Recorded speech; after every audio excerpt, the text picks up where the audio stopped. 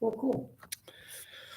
Well, good evening, everybody. Welcome to Friends Food and Faith. A little delayed from last week since we did not meet due to the weather. So, one thing I just want to announce starting off here, you may notice that this is not taped. This is actually live. So we're actually live on the internet now on YouTube.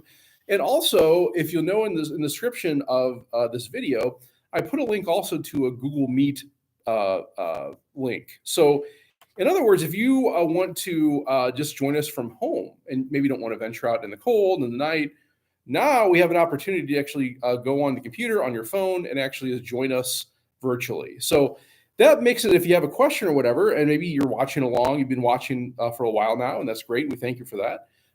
You can now ask questions live. So instead of like emailing me later or maybe answering and put on the chat or something. So we're going to start doing that from here on out with the new year. So fortunately, somebody was kind enough to donate a laptop. Hint, it's for my family. And so I'm going to donate that to the parish, and we can use this for these type of events. So please feel free to join us on the Google Meet, or you can also just type into the chat here on the live stream, and I can see whatever you type as we go. So we have one person here, which is great. So we're going to talk tonight about apologetics. So maybe some of you don't know what that is, and that's great. We'll talk about that. So before we do that, though, why don't we go ahead and begin in the name of the Father, and of the Son, and of the Holy Spirit. Amen. Mighty Father, as we come to this new year, we come to this ordinary time at the end of this Christmas season.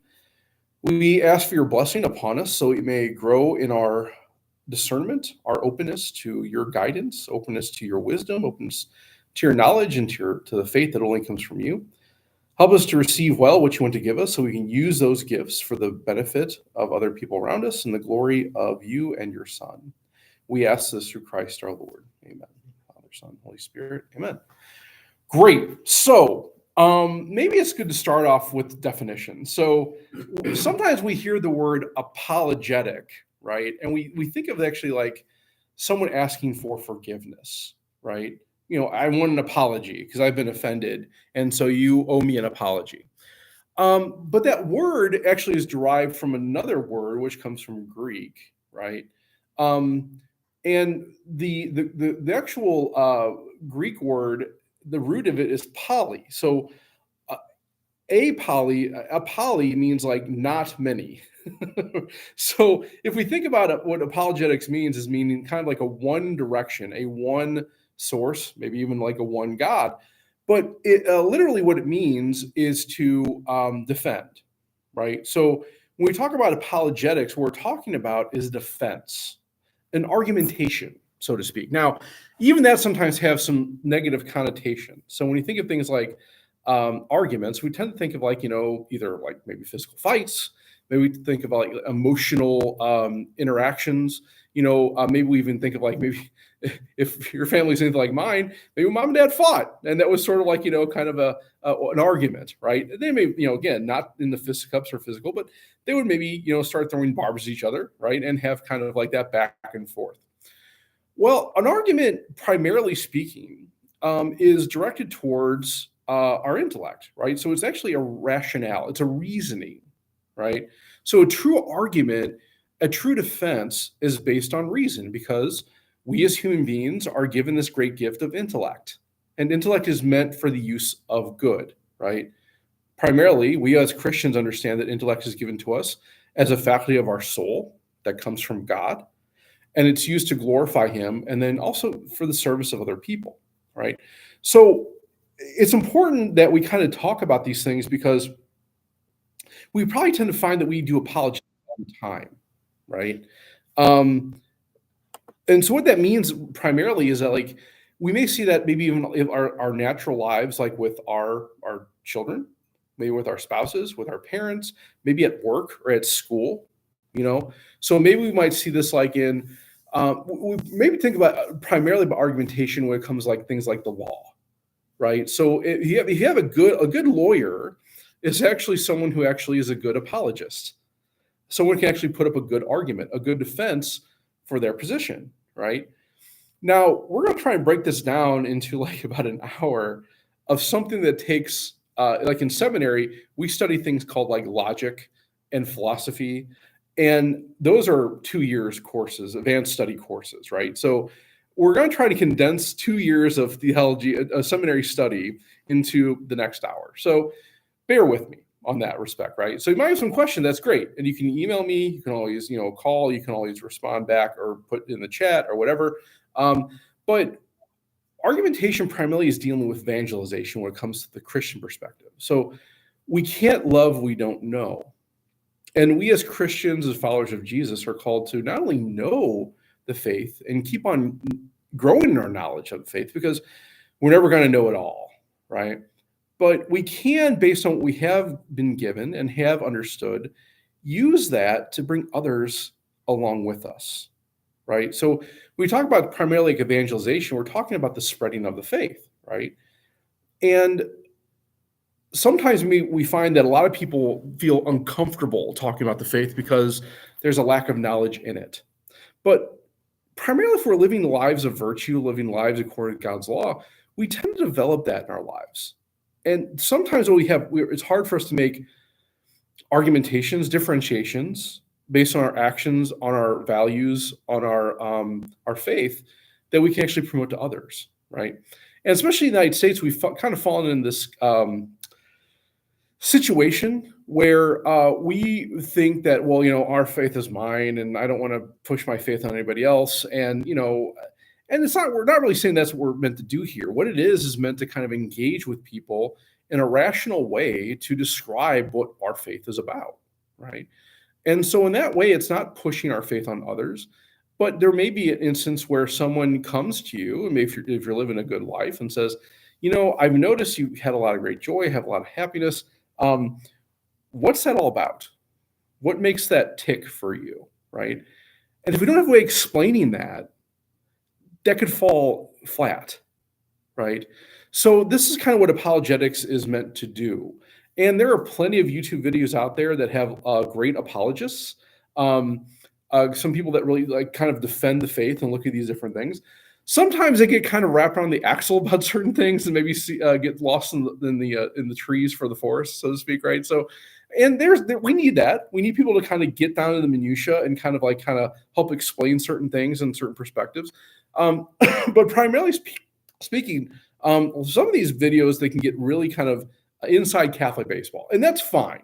Personally, I find it very entertaining to actually watch some of these things because it helps me grow in my faith and my understanding, which I can, as a shepherd, I should always be doing that, right? But in general, it's always good to maybe find some people that are maybe at your level, maybe a little bit above, to help challenge you a little bit. And that can be kind of hard to do in the great jungle that is YouTube and the internet, and trying to find these people. Maybe there's a few names out there that maybe could be beneficial for people maybe just starting on this journey. Matt Fradd has a great podcast called Pints with Aquinas. There's actually, if we're a little bit more in depth and a little bit more cerebral, there's actually a former classmate, it wasn't a classmate of mine, but he was a year ahead of me at Kenrick. His name is Joe Heschmeyer, and he has this podcast called Shameless Popery. And right now he's actually on Catholic Answers. So Catholic Answers also is very good too. There's a lot of different range on that when it comes to the question. So that can be helpful, and maybe kind of seeing how other theologians, other people kind of approach certain topics or certain questions. But all this to say, just it's important to look at these things and see how that's done. Because what you find with these apologists and these theologians is there's a structure to the way they approach these things. And we call that structure logic. So logic is actually a way how we reason. And there are rules to that. There's a structure to it. Primarily, though, apologetics and logic come out into kind of three different aspects, right? So in other words, I need to know the terms that I'm discussing. So when we talk about terms, that's just kind of things, right? We have words that represent other objects. So if I say the word chair, that's a term. And I need to understand and be able to describe what that term is. Because oftentimes when it comes to apologetics, the problem is we're talking about different terms. So if I were to use the term love, that's a big term, right? But if someone's talking about love of ice cream and I'm talking about love of my mother, we're talking past each other. And what we're going to be saying, it doesn't really make much sense. So, especially in apologetics and in logic, it's always good to define your terms. So, if I'm about to engage into a discussion with somebody else on a theological issue, a philosophical, even a scientific issue, I need to understand what my terms are, right? Or at least come to a common understanding with the other person about what those terms are. So, so again, if I'm talking like in physics and I say the word mass, well, okay, what do we mean by that? Well, by mass, what I mean is the what makes up the density of an object, right? But someone who's coming off the street may say, like, "Man, oh, you're talking about mass over in the church," right? So, okay, well, okay, now we're talking about different terms. We're on two different subjects, really, right? So that's why the terms are very, very important. So I need to be able to define my terms and have common terms with the person that I'm dialoguing with, right? That's usually the biggest mistake we find in logic and apologetics, that we're talking about different terms. And that's something very simple, you know. So like if I were talking to someone, let's say a Lutheran, and I say, you know, the books of the Bible are vast and they're differentiated. Now, a Lutheran may agree with that, right? But if I'm talking about the book of Maccabees, well, hold on now. That's not in my Bible. Oh, okay. I'm talking. So again, we need to come to a clear understanding about what we're actually talking about, right? That's the root. So terms, clear terms is very important. I need to be clear on my terms, have my terms relatively defined. Another discussion may become, how do we define those, right? So again, if I use the term chair, the goal when it comes to defining terms is to get the very essence of the term, the very kind of the closest we can to what that term represents, right? So if I say the word chair, some may say, "Oh, that's something you sit on." Okay, yeah. Okay, so if I sit on this table, that now is a chair. Okay, it's made out of metal or maybe wood or fabric. Okay, well, yeah, so is a table. So or a stool. Is that different than a chair? Is it the same as a chair? Right. Um, okay, well, it's put together usually with by a skilled carpenter. Yeah, okay, so is a table. I mean, so again, we kind of the point is to get to what we call the essence and the differentiation between other things, right? So a chair would be, yeah, something I sit upon that is meant for sitting upon, that's made from fabric or metal or wood, um, that has that particular end or purpose. Now, here's the thing about it. When it comes to terms, as human beings, it's very difficult for us to actually define and get to the essence of a thing because our knowledge is limited, right? We've talked about in other sessions that kind of what differentiates us from like angels, right? So if an angel were to come down and say, and I say, tell the angel, "Hey, angel, can you give me the essence of a chair?" They could. I might not understand it because it may be way above my pay grade and way above my intellectual capacity, but they could fully define the essence of a chair. What we just described when it comes to the chair, though, we can talk about the material cause. That's so fabric and wood and metal. We can talk about the agent cause, like who made the chair, right? The designer of the chair. We could talk about the purpose of it, right? The end cause, like what is the actual end? What is the goal of it, right? Let's see, I get all the material, agent, and then the essential cause, right? So the essential cause is really more hard to define. What is the form? What is the soul, so to speak, of the chair, right? That's a little bit harder to define and differentiate and set up as a term. So oftentimes when we talk about definitions, we're really talking about the other causes, the material, the agent, and the end cause, or what they call the teleological, the purpose of the thing. So we all understand too, from a Christian perspective, all those come from God, right? God is the source of that material. God is the source of the agent, because without God's mind, I can't have a human mind to actually put something together. It has to start in the mind of God. The purpose of it is also directed towards God itself, right? So to find rest, to find comfort, that is of God, right? And the cause, right? The actual like efficient cause, we call the efficient cause. Well, yeah, that's of God too. God is what gives those things its form. That's what gives our souls, animal souls, and even though inanimate objects don't have souls, gives them that kind of their being, their existence, right?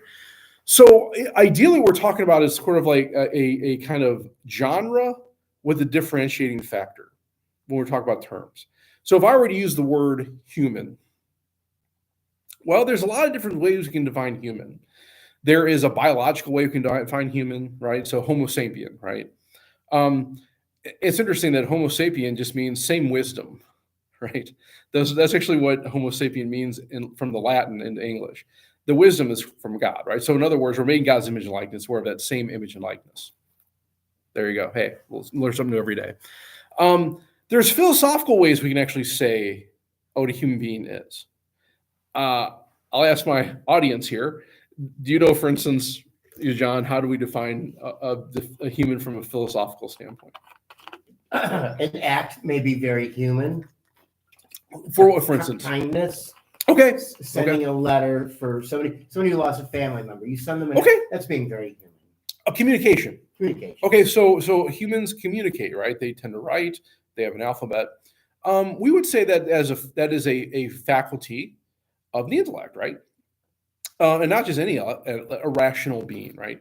Okay, so we would say that maybe the similarities between like us and everything living is that or anything that is living is well, we're not vegetative, right? So we're not like a blade of grass. A blade of grass is living. A plant is living. We're more like animals because we can actually move and we can actually communicate, right? We can actually like give birth. For at least not men, women give birth in that respect. So okay, we're animals. Got it. The word animal, fun fact, comes from, again, the Latin word animus, which means soul, right? So in other words, the animating principle, no pun intended, of something with a soul is that it moves, it grows, right? So if something can move on its own will, move on its own means, by let's say, we would say there's a soul there. So a blade of grass grows, there's a soul, right? Now, is that the same soul as like humans? Well, it doesn't seem so, because a blade of grass can't say things, they can't write, they can't do math, right? Okay, well, that may be different even from like a dog's soul. Well, a dog seems to move around on its own four legs, and it can make noises, and it can do these other things. It can take in air and water and food in a different way than the plant can. So, okay, so that's really different in kind. Okay, and we seem more similar to dogs than we do for a blade of grass. Okay, so we can say in general we're animals. But with humans, there's another differentiation between like us and let's say even like a dolphin or a horse. These are generally very smart animals, but we tend to have a different type of intellect, a rationale from them. And so we would say that the philosophical way of defining a human being would be a rational animal. So we have that genre of animal. But what differentiates us human beings from the other animals is we have this rationality, right? So philosophically, that's how we say what human beings defined. And see, again, we get that term, the terms there, right? So yes, we are animals, but we're rational animals. That kind of covers us in general compared to other things, other beings in the world. Now, some may argue, which, again, the church does not deny this, but what about aliens? What about beings in other outer space? Maybe have a superior intellect. Yeah, okay. Well, they say we still have rationality, and they would still be rational animals. They would still have to live, right? They would still move and have some way of doing it. So that doesn't really, differentiate us. Now you could say, yeah, there is a different race. Okay, sure, we can get into that and maybe more clearly define that term, right? Good. Well, there's maybe some evidence. There might be some life outside of that. What's going on in New Jersey recently over there. I don't know. We don't know. All we're saying is right now, based on what we know, this seems like this is a good term to differentiate us for all the living things we've experienced so far. Okay. There's another way you can actually define what we call metaphysical, a human being. And that's an incarnate soul, right? So in other words, a spiritual aspect that's encased in flesh or needs flesh to survive, right? So that's more of what we call metaphysical. That's kind of a higher way of thinking of a human being. There's many different ways we can do it, but that's why it's really important to understand where we're approaching this from. Because if I'm here with John, I say, well, let's discuss some aspects of humanity that are good or bad, and I say, okay, let's define our human being. And he said these are human beings. It's like a biological XY or XX chromosome that tends to feel. And I'm coming this more from a perspective of a rational animal. Those are two different conversations, right? One's a more scientific biological conversation. The other was more a philosophical one. Or I could even say from the perspective of theology of being made in God's image and likeness. Well, that again is a whole different discussion then. So in other words, one may have to know exactly what topic or what kind of genre we're discussing in order to actually define the term correctly, in order to actually have a good discussion built upon it, right? So terms are very, very, very, very important. And it's always good when we're starting out in our discussion to define those terms. And it's even good as in the course of our discussion to check in on that by asking that question. So so in other words, if we're having a discussion about how to best prepare a steak, okay, I can say, well, I would probably heat the steak to 135 degrees on the inside to give it a nice golden brown outside. Okay, but before we get to that point, well, how are you defining steak? Are you talking about a pork steak? Are you talking about a beef steak? Right? So again, that's why it's important, right, to actually get that out before it. And someone can say, well, what do you mean? Do you mean beef steak or pork steak? Oh, yeah, okay, great. It's always good to do that and be open to that discussion because what we want to avoid is getting more emotional in our discussion, right? Because we're talking about a rational discussion.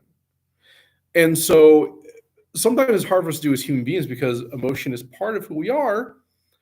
So I mean, it'd be one thing to say, let's talk about how to cook a steak. And someone says, do you mean pork steak? I'm like, no, you idiot. What do you think I'm talking about? I'm talking about a beef. Well, that's not helpful in the conversation, right? I mean, I know what I'm thinking, but the other person, that's a very reasonable question to ask, right? So we always want to be more in the intellectual realm and be on that same page and try to remove emotion as much as we can. Because a lot of times we find, again, with apologetics, is that we can get emotional. We can't let our emotions get into play. And it's important to have that self-control in the emotion. Now, sometimes that can't be helped. I mean, so in other words, if you're preparing for a debate, you can maybe practice that, right? And that doesn't mean we can't practice that in our daily life. But sometimes you might come up with a conversation out of the blue, and then it's like, oh, you may not be prepared. So in that respect, what I would advise is to remove yourself from the conversation so you can get your self-control. And we're talking about apologetics too. It's okay to do that. It's okay to do that. That doesn't mean you lost the argument. That doesn't mean that the other person won. It just means that you need time to develop your thoughts, put them together, and approach it in a rationalistic instead of an emotional way. And to tell you the truth, I think most people would have better respect for that person that we could do that, right? And again, the other thing too, and I say this also when it comes to our OCIA candidates and especially our team, which we have a great team here at Santa Ana. I mean, they do wonderful things. They're good people, and they're very knowledgeable, and I'm very impressed with them. But one thing I advise our catechists is it's okay to say, I don't know. That's okay to say, right? Because what you don't want to do is start promoting an idea or a premise, we'll get into that in a second, or a conclusion that is not grounded in reality or truth, right? So if someone, would come to me and says, this Jesus guy, I don't know. I mean, I can see where the church is coming from. I mean, it seems like it ought to get things, but to say you're God, that just doesn't, seem to work very well. And if I start, it's like, well, no, okay, look, I mean, well, think of it this way. Think of it as more of like an intellectual alien and the highest being created, right? That's a heresy. Right? And if I don't know that, right, I can actually lead someone down a path that maybe I didn't intend, but I end up doing that anyway. instead of saying like, that's a really good point, let me go research that and come back to you. Okay. That can actually be very helpful for you and the other person, because again, the point of our church, the point of our religion, the point of our faith is to get the truth, right? And we can't do that if we make things up on the fly, or can't also be humble with ourselves. Say, that's a great question. I don't know. I do that all the time. I don't claim to be a great theologian or a great, mind when it comes to the church. I also understand too that like I don't know everything, and it's good that I don't, because that means there's room for growth for me. That means I'm a human. That means I'm on the path just like everybody else. And so I think it's important to be humble enough to say, "Wow, that's a good question. Let me go find out on that." That's okay. That's okay, and you'll be respected more for doing that than leading someone down a path that's not true. So terms are good. We need to actually have that. From our terms, then, we can then start developing premises.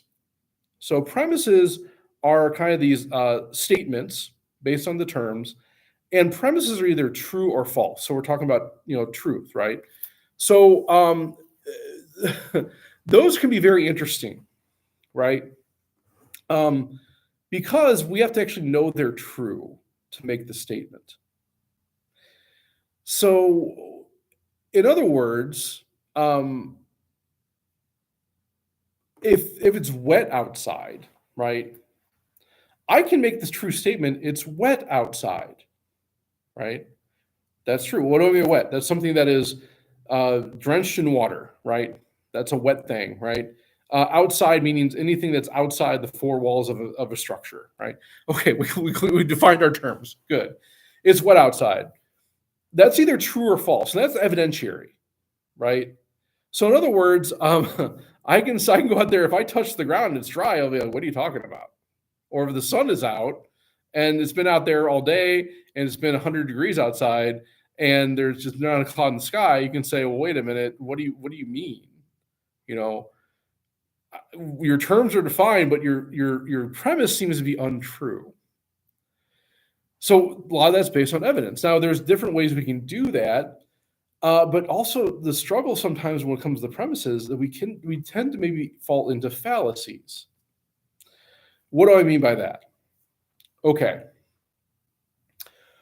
If I make the statement that all cats have tails,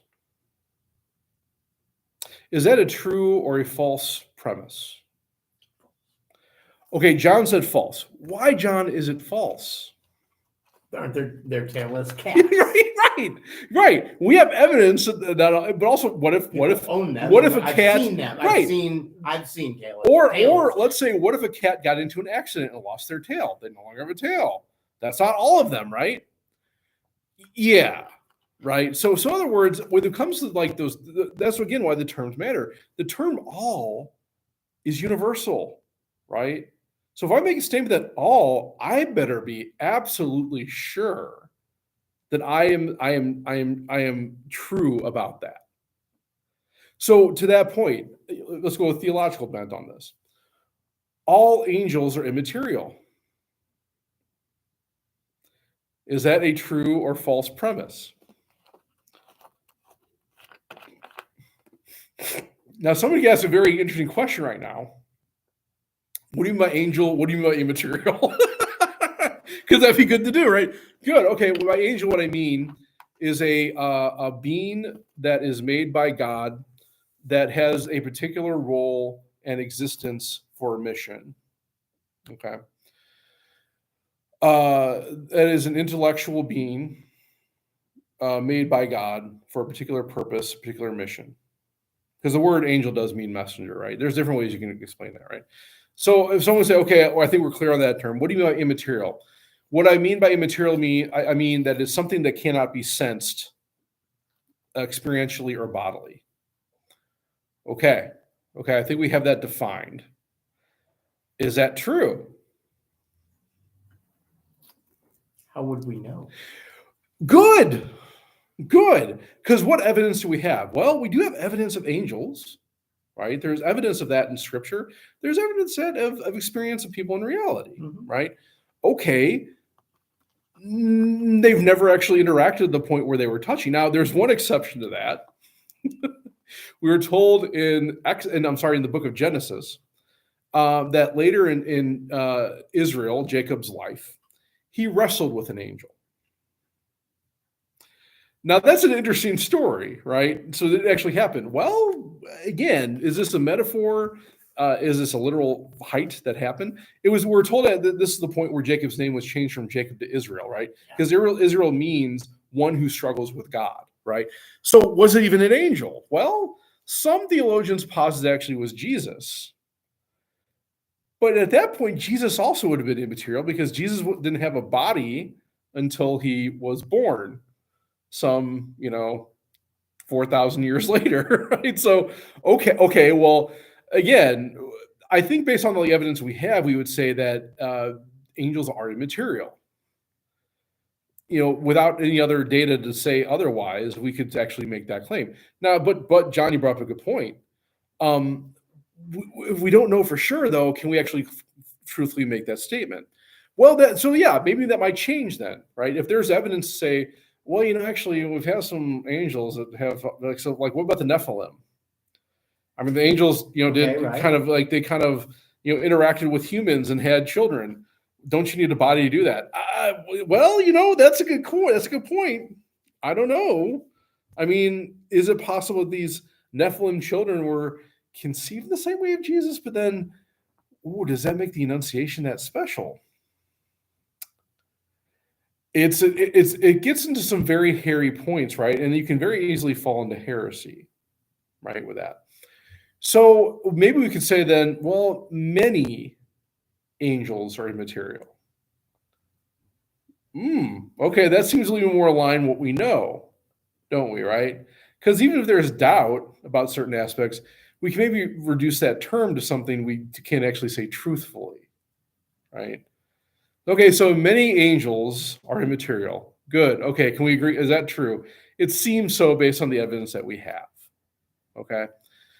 That's why theological premises can be very difficult, right? And also is why the church doesn't have a lot of definitive teachings when it comes to these things because, well, she keeps an open mind to a lot of these things, right? So I think that's always something to keep in mind when it comes to premises. Okay, are they truthful? Well, maybe not, right? Okay. If you have terms that are defined, if you have premises that are either true or false, and again, based on what you're trying to argue, that could be true or false. So not every premise necessarily has to be true. Some premises could be false in order to lay an argument against another claim. Okay, so we want to be clear about that. All we're looking at from this perspective is, do we understand what the terms are, and is the premise true or false? Okay, that's it. That's it. From those premises, we then can build syllogisms. So syllogisms are basically arguments, right? And they're based on what they call a major premise, a minor premise, and then a conclusion.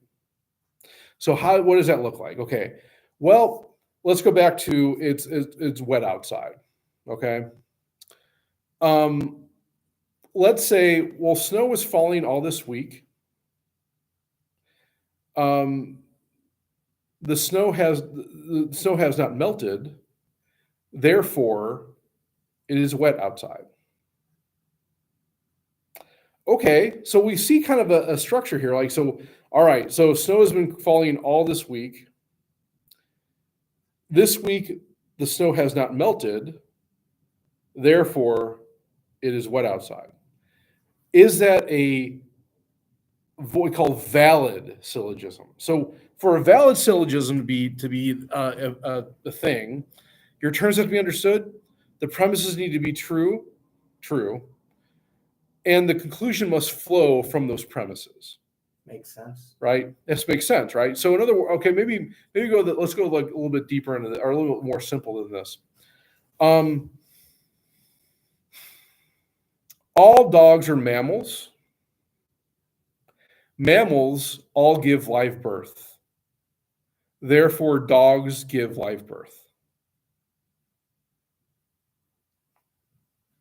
Do we understand the terms? Mammals, dogs, birth. Do we understand those? I think we, in general, do. Okay, well, what's the major premise there, right? Well, all dogs are mammals, right? That's the more universal term, meaning it's more encompassing to things, right? The minor premise gets more into detail, right? Well, then dogs are mammals. So we have mammals within that circle. We have dogs. So okay, so dogs are mammals. Also within that circle, you think like a Venn diagram. Um, Mammals also give birth, right? So therefore, dogs give birth. Okay. Now the question would be though, do all mammals give live birth? Well, some might say, well, there's some marsupials. Eesh. So like a duckbill platypus, for instance, it's a mammal, lays eggs. Oh, okay. All right. Well, okay. Then we have to go back to the drawing board, right? So one of our premises is false.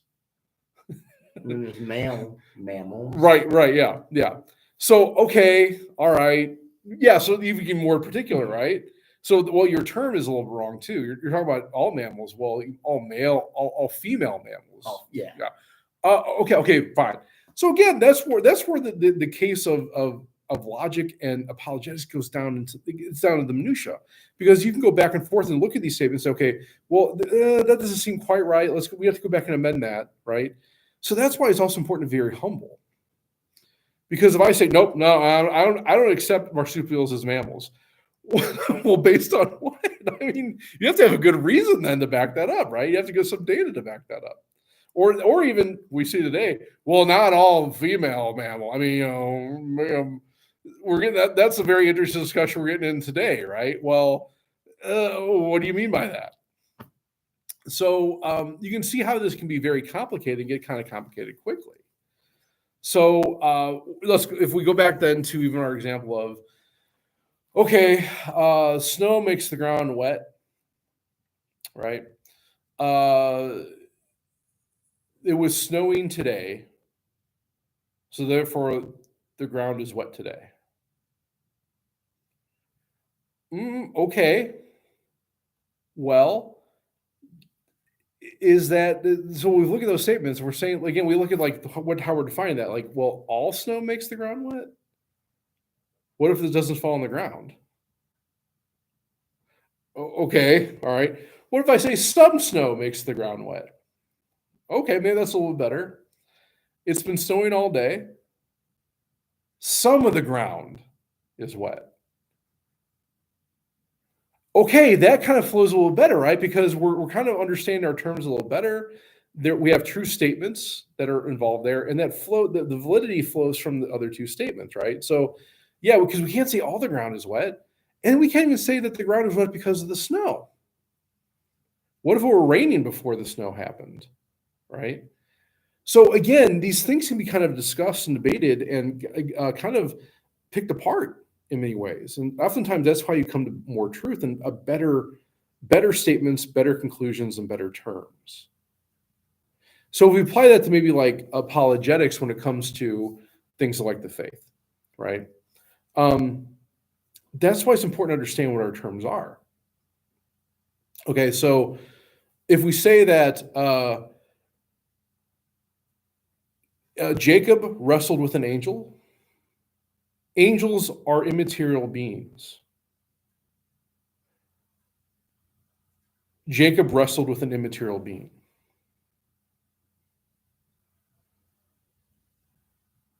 As we said before, hold on now. What were those Nephilim again? And how can he actually wrestle with an angel if it's immaterial? Okay, that's good. Let's look at that, right? So the Nephilim, okay, were they actually hybrids of angels, right? Races of giants. Is that very possible? Could that be more of an allegory in the Bible, right? Maybe there were some superior beings that we see hierarchies all the time. We even see that in our society today. Could these just have been like these very superior beings that were thought to be angels that actually engaged with lesser beings to become, more we have more beings? Well, I mean, we kind of see that also in evolution, don't we? I mean, so we have evidence that maybe Neanderthals and Homo sapiens were mating. Well, could that be what the Nephilim were? Right? Maybe, right? Or to that point, well, okay, how can you wrestle with an immaterial being? Well, maybe that was a metaphor in the Bible for Jacob wrestling with himself, wrestling with God and his own kind of understanding of him, what God wanted for him and his mission. Well, yeah, but didn't he actually end up having sciatica? We're told in Genesis that his bone got knocked out, right? And his sciatic nerve got pinched. Well, he was wrestling with immaterial being, how that happened. That just wasn't a mental process.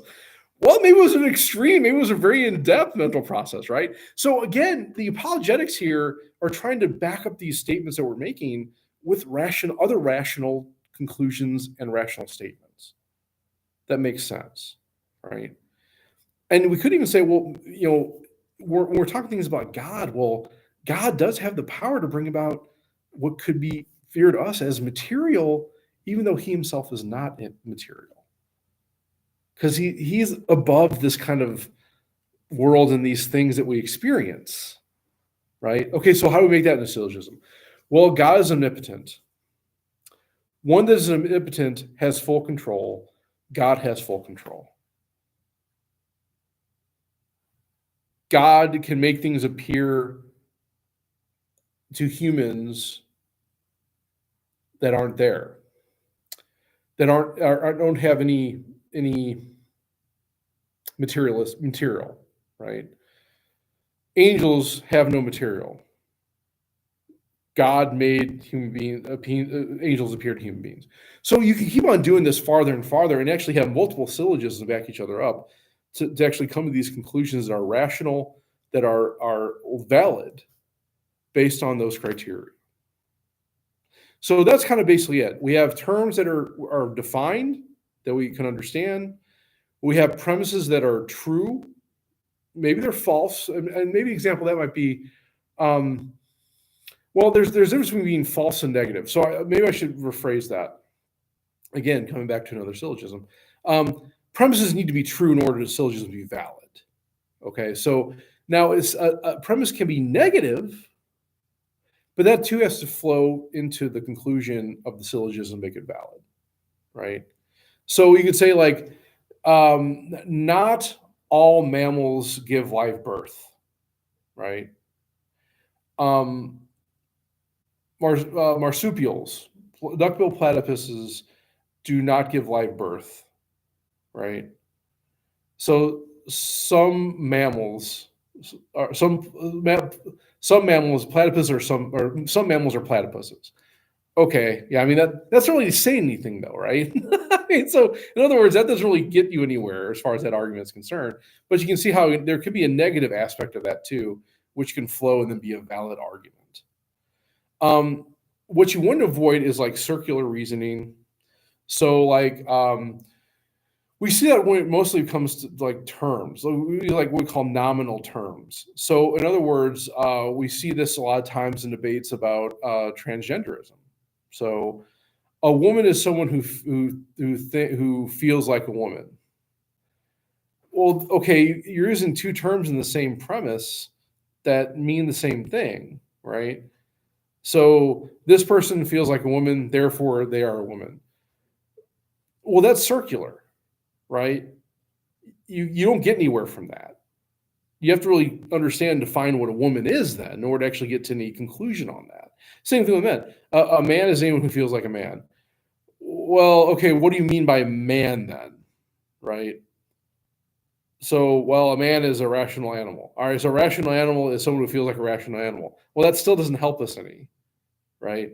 So again, we have to be kind of defining when it comes to those terms, and we need to avoid fallacies and things like circular reasoning. So I mentioned fallacies earlier when it comes to certain conclusions and certain things. Like, so for instance, when you say things like many doctors say that, I don't want to go in that one. That might be a little bit too much.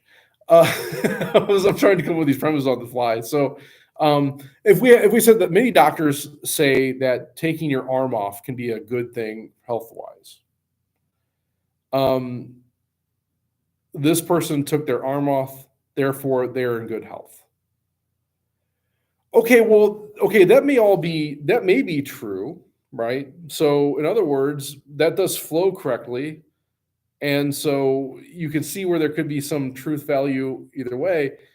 But you would say, like, okay, well, wait a minute. What do you mean by take your arm off? Is the arm like healthy? Is there something going on with it? Is it gangrenous? Right? That could flow, but also maybe my fallacy is I'm appealing to authority or appealing to expertise, right? The point of that is not all authority and expertise is correct or true, right? So I could say that statement. That could also be true, could be false, but there's not enough data then to actually validate that, right? Because I could say, well, yeah, if my arm is gangrenous or there's a disease in it, that could help me to maintain my life because it wouldn't spread in the rest of my body or, okay, yeah. But in general, if I have a healthy arm and the doctor says take it off, that doesn't make a lot of sense to me, right? So we want to be careful about these things. There's a lot of different fallacies out there, right? One of the more common ones we may see is what's called a straw man fallacy. So a straw man fallacy is kind of taking the most reduced argument and fighting against that instead of like the bigger argument, right? So in other words, let's say, let's bring up the church. Many people left the church because of the sexual abuse crisis. The sexual abuse crisis was not handled right, so therefore many people are still leaving the church. Okay. Well, all right. That particular issue is maybe not the only reason why people are leaving the church, right? It's not a good thing, but when you think about like the truths of the faith, well, that's a huge straw man, right? So you're saying, yeah, we have some bad people in the church who do bad things. So does everybody. So if you're saying that this is like the only argument, well, that's just kind of they call it a straw man because a straw man is very weak, right? It's you can knock it over. It's not very hard to actually overcome that argument. So if you want to say, well, the truth, the faith isn't true, well, that may be a different argument, right? That's a little bit deeper discussion as far as like, what do you mean by that? How so? But to reduce it just to one particular issue, we call that straw manning, right? Now, there's another aspect of that called steel manning. So that's actually a benefit where you try to make the strongest argument you can and attack that, right? There are other issues like dilemma. Like, so for instance, we see that in C.S. Lewis had this thing called the trilemma, where he says one cannot conclude that Jesus was just a great moral teacher, right? That's a straw man. Jesus was a great moral teacher. Moral teachers should be respected. Jesus should be respected. Well, that's a straw man, right? So in other words, well, Jesus never said he was a great moral teacher, and no one ever really, even though he was a great moral teacher, he was much more than that. So what C.S. Lewis got in this kind of dilemma when it came to that argument to say, well, you have to conclude one of three things. Either Jesus is a lunatic, he's crazy, he's Satan, or he is who he says he is. From what Jesus presented himself and how he presented himself, you can't make any other conclusion just to that. So to say he's a moral teacher, well, yes, he is, but that can't be your final conclusion based on who Jesus was, what he did, and what happened afterwards. So if we take that a little deeper, we then can say, well, okay, maybe he's a lunatic. Well, if he's a lunatic, why would anyone follow him? Especially over billions of people over the last 2,000 years for a crazy person. That's not to say it can't happen, but you would think that rational people, smart people, wouldn't do that if someone were crazy. Okay, well, he's Satan. Okay, well, if he is, and Satan is directed towards evil, it doesn't seem like Jesus ever did any evil and still doesn't do any evil. Okay, well, okay, then he must be God. That's the only conclusion you can come to, right? And if you're saying no to that, well, then what is your argument against that? Well, in the Old Testament, God did a lot of bad things. Okay, yeah, there was a lot of bad things done in the Old Testament, right? But do you think that was willed by God?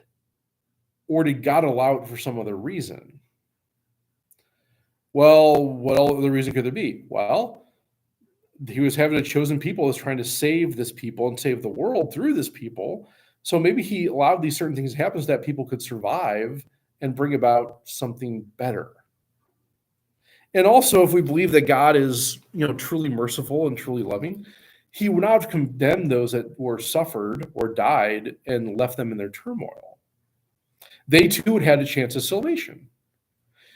Because then you start to get a conversation about, well, do you believe that everything that is done on this world is just meant for this world and that's it?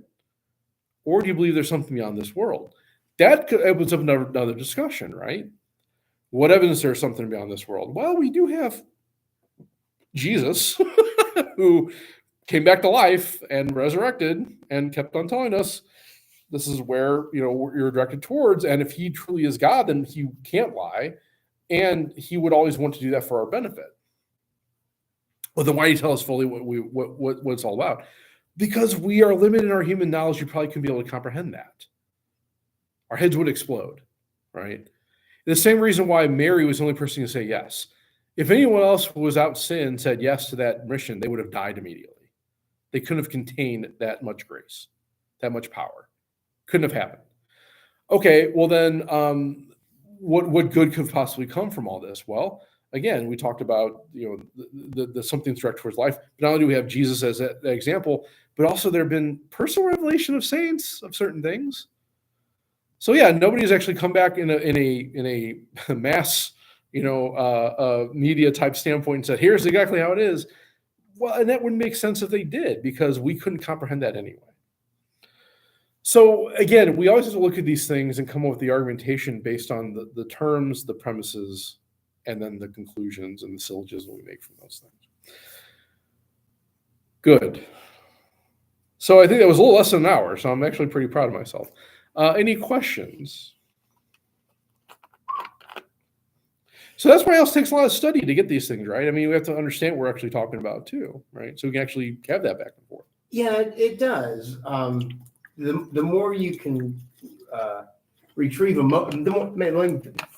for myself, the more I can back emotion out of right what I'm saying. Yeah. Then the message lands much better. Yeah, and apologize. That's really what it comes down to. I mean, because usually, here's what actually ends up happening. Although in our society, maybe a little bit different. It used to be in like things like debates, whether it be apologetics or even just like debates in about natural things. The person usually contained their emotions the best was the one that won, because that was evidence they were coming from a completely rational standpoint. The ones that usually end up like screaming or getting emotional or getting wrapped around the axle about certain things, they're usually the ones that lost. And there was some point in our society where that kind of changed. I think that's because most people try to look at debates more as entertainment than actually getting to the truth. Yeah. And so the question there is more, how entertained was I, rather than have I learned anything from this? But when it comes properly to apologetics, or even debate or syllogisms in general, that's the goal, is to actually come to the truth and people to learn it. Perhaps the greatest example of this actually was Socrates. So anyone who knows anything about Socrates, he lived about 300 years before Jesus. And he's often called the first Christian before Christ, right? The reason it was called that is because Socrates actually was a monotheist. He believed there was only one God. Now, he may have had a different understanding of like the afterlife and everything else, but he believed there was only one God. That made more sense to him, because his rationale was, well, God would be simple. All these different gods that cover all these different things. Well, this seems like more efficient and better if there was one overarching God that controlled it all. So that makes more sense, to have one God running these multiple gods, running these different aspects. They can't, and then also too, like, well, if they only have certain control of certain things, then are they really a God? God is kind of that's an overarching term. So, again, he's rationalizing, and the way he approached these things through questions. So if anyone ever read the works of Plato, so Plato's book was all actually directed towards his mentor Socrates, and he would be sitting there writing this stuff down, and really recording these dialogues between Socrates and other interlocutors. And the way Socrates approached these things was, when he would make a statement, then the other person would make another statement, and they would start questioning those things to come to a conclusion. And so that's what's called the Socratic method. It's actually open up to like question and answer, and he would even like maybe change his mind within a certain conclusion based on what developed from the question that was asked. Now, of course, someone who asks a question usually already know the answer it's in mind, right? Unless it's a mystery, which were a few of those. But that's kind of how Socrates approached his logic, his conclusions, by kind of questioning statements that either he made or someone else made. And he uses a great term called the wind egg, right? So they would make a statement to an interlocutor. They'd make a statement kind of in development, or kind of like to push that forward or against it. And then he would say, well, let's see if this is a wind egg, meaning if there's anything here. Okay, what about this? And then what about this? So he approached from all these different angles to find the truth of a thing. And that had to be the conclusion until you ran out of questions to ask, right? So, but what's interesting about his dialogues is Plato even writes this, like how the emotional aspect kind of came into play from his interlocutors, and how Socrates just kind of maintained his stamina, maintained his kind of openness, right? And I think that's kind of the key when it comes to these things. It's okay, maybe I am wrong about that. Let's look at that, right? Well, you say abortion is murder. Yeah, okay, well, is it? Well, let's look at that, right? Maybe it's not. What is your argument? Well, it's not a human being. Well, what do you mean by that? Right? What do you mean by human being? Do you mean a rational animal? Do you mean one made in God's image and likeness? Do you mean, cellular biology of X and Y chromosomes, or XX and YY? What do you mean?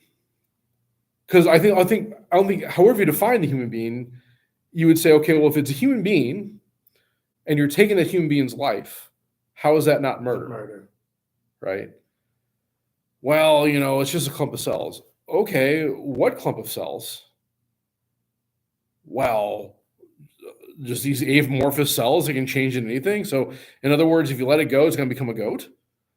Well, no. Okay, well then, what are we talking about here? Right? So that's why this can be beneficial, and that's why the emotion maybe comes into play, especially for those who are on the losing side of the argument. And so it's always good to be aware of that. And as someone who's maybe winning the argument, it's also good not to, gloat, because that can also be emotional too, right? In other words, I want to maintain just the argumentation and the rationale of this, because it's always good to have the approach, maybe I'm wrong. Let's look at that. Because the way the questions are asked and the way the syllogism will flow will determine that or not. And how you approach those terms and those premises will actually help you to come to that conclusion. And the other person too. If they actually have, that's the other thing too. Usually when you talk about your interlocutor, whoever you're in this conversation with, it has to be based on good faith. So in other words, if you're entering into this conversation of apologetics or a debate, and the person is, how should I say, they're not trying to get to the truth, they're just trying to win the debate, then it's not going to be beneficial. And it's even okay to say, well, maybe we should stop for now and come back and regroup to have a better conversation. That actually is a mature thing as well as a very good intellectual thing to do.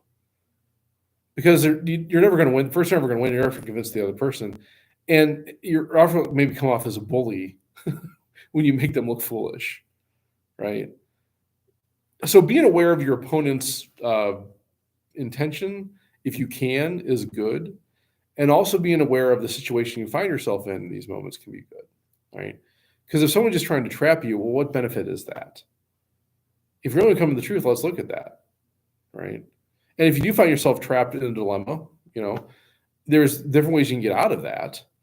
But that also requires a bit of understanding, knowledge, and how to approach it in the same way like Socrates would, So, in other words, if you get in a discussion where they start talking about, let's say, like abortion, that's a very hot topic.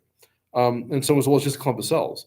Okay, what do you mean by that? Well, they're just cells that regenerate. Well, isn't that life? Well, maybe. Well, then how do you determine if it's life or not? Right.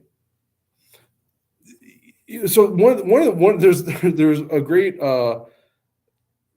syllogism that was made recently that I thought was very interesting, and so it actually kind of stumped some of the pro-life people for a little bit until the end. There's some regrouping, but someone had this analogy. So analogies can be helpful also in whether it could be apologetics or debate, but sometimes we have to understand that there's always limitations to that. So, like for instance, one of the arguments that was made was, let's say there's this world-class violinist, and this violinist got into an accident, and you were also in the accident, and you wake up in the hospital, and this violinist is sewn to your kidney, and you guys are sharing a kidney because this violinist would have died without your kidney.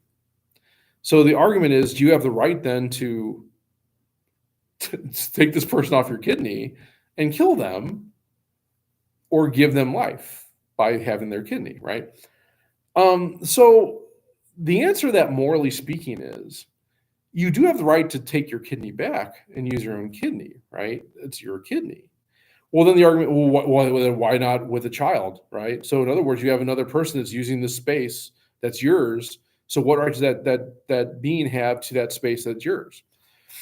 Well, the answer, the way we get around that dilemma, we say you go through the dilemma, you go around, you can go over what they call over the horns. You can say, well, what's the purpose of the kidney?